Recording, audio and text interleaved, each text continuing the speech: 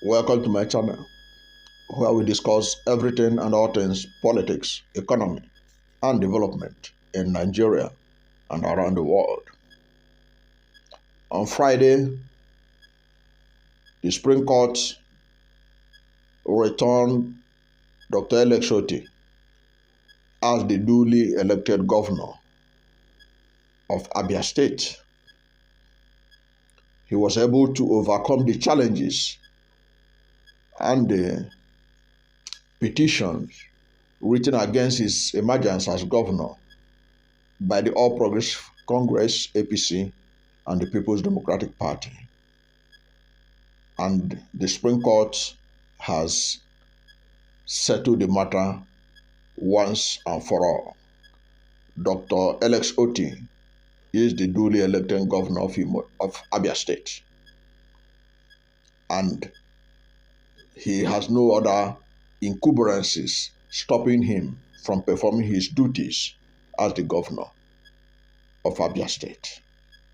This development is huge in several fronts. One, it means that Governor Otti going forward has no distraction, no legal distraction, stopping him from carrying out the mandate that the people of Abia State overwhelmingly gave to him to take charge of their state after several years of being under the rule of the People's Democratic Party, which has set the state backward by several decades. And his emergence as governor through the will of the people of Abia State has started yielding fruit. Already, when you see a leader that was voted by the people, you don't need to be told. That leader always worked for the people. And Alex Otti understood that very clearly. And he has been working for the people of the state. That can be seen from the massive infrastructural development going on in the state capital, Umuahia. The ones that are going on at the commercial capital of Abia State, which is Aba. Aba is the commercial capital of Abia State and one of the major commercial centers in Nigeria. And indeed is the second, Aba hosts the second largest market in West Africa, second only to Ochanja Market in Onitsha, Anambra State. So after Onitsha Market, which is number one in West Africa, number two is Area International Market, which is hosted in Aba. Now, unprecedented infrastructure development are ongoing in Abia State. Everyone can bear witness to this, that Abia is being given a facelift. Abia has never had it so good, and all thanks to a governor that was elected by the people and for the people. And he understands the importance of working for the people. And the result is being testified by virtually anyone who has ever visited Abia State. Abia has never had it so good. Now, with the verdict of the Supreme Court, Dr. Alex Otti is now much more in a relaxed mind to work for Abia State. He has already started doing well. What the Supreme Court ruling has shown is that he now has the freedom to do more. And as he continues to do good, touching all the sectors in Abia State, all the sectors that were ruined by the past administration of Ojo Zokan, Theodoroji, and Ikpazu.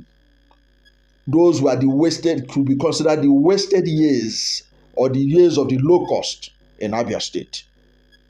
They are the better forgotten years of Abia State. Now Abia State is being reborn under Alex Otti, and he should continue what he's doing. His hand has been straightened by the law. The Supreme Court has confirmed his mandate. He has to continue to do good as he has started That let him continue to turn Abia State around. Let him continue to revitalize Abia State, particularly the commercial capital of the state, which is Aba. What he's doing in Aba, if he continue to do it for the next 4 years, turning the commercial nerve center of that state, and indeed one of the commercial nerve centers of Southeast and Nigeria in general, if he continue to develop that place, it will be the fulcrum of unprecedented economic development in Abia State that the world will marvel when it begins to yield its rightful fruits for the world to see. So he is doing well. He has started well. Now the Supreme Court has strengthened his hand to continue to do good. He should disregard the campaign of calumny. People from the All Progressive Congress, people from the People's Democratic Party, they are going to come up with all kinds of allegations. They are going to come up to tantrums at him. He has to disregard them. These guys were given more than 16 years. They didn't do nothing for Abia State. They were total failure. They were a total disaster.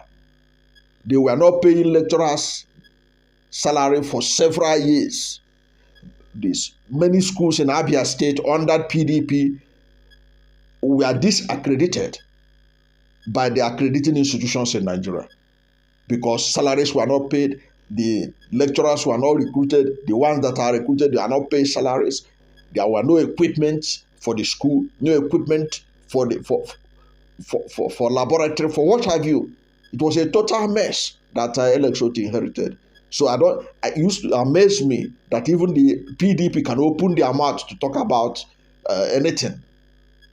They are so shameless, the PDP in Abia State, that they can criticize Alex Otti. I'm not saying that Alex Otti is above board or that nobody cannot be criticized, but the fact remains that given the track record of what PDP did in Abia State, destroyed the state literally. Because if you look at 16 years or more and more under the PDP, Abia State was left prostrate with nothing to show for it. Abia State is an oil producing state, for crying out loud. Ebonyi State is not an oil producing state. In fact, part of Ebonyi State were in Abia State before. But look at how they were.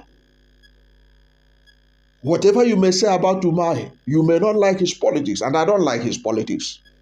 But you cannot say that, deny the fact that what he did in Ebonyi in terms of infrastructure development, you cannot disregard it.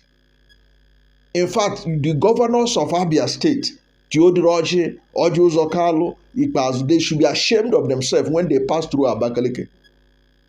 And look at the capital, Umuahia, what they left behind.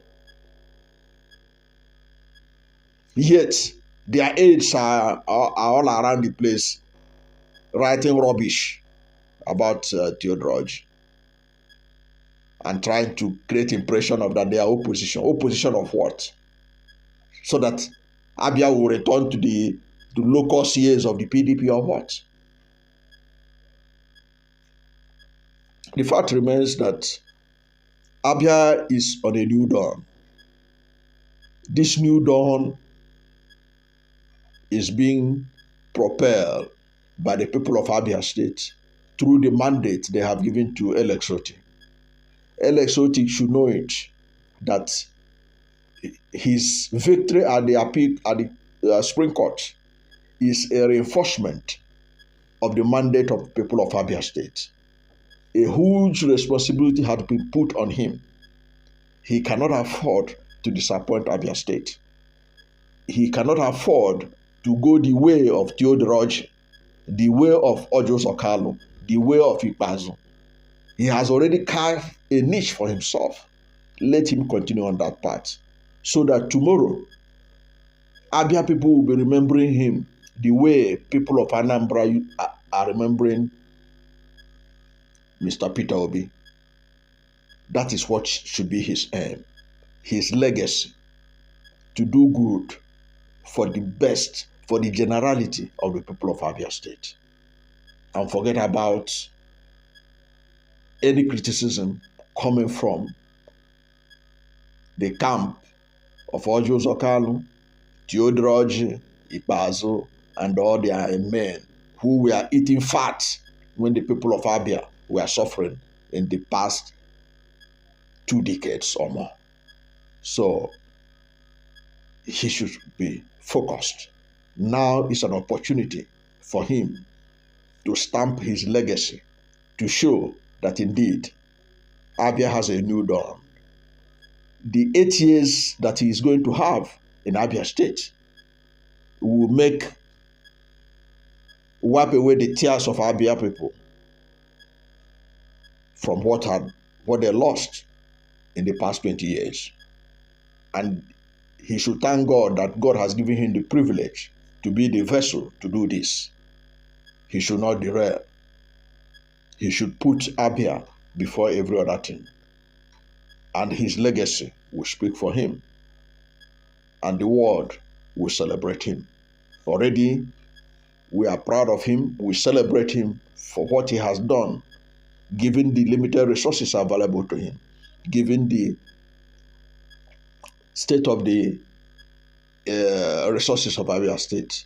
What he has done so far with what is available is an indication of what is to come in the future. All he has to do is to be focused. Don't take his eyes out of the ball, and he will have a great legacy, and Abia State will be better for it. Thank you and God bless you. And if you are new to my channel, you have not yet subscribed to my channel, please subscribe to my channel, hit the subscription button, hit the notification bell. When you subscribe to my channel and hit the notification bell, anytime I have a new video, you'll be among the first to know. God bless you. And please don't forget to like this video, because when you like it, God will rank it high and recommend it for more people. Thank you and God bless you and yours. And we are on a target. We want to have 10,000 subscribers before the end of January 2024. You can be one of them who will make it a reality. Click on that subscription box and be part of what this channel is for. And that is for unbiased assessment of politics, economy, and social development of Nigeria. Thank you and God bless you and yours.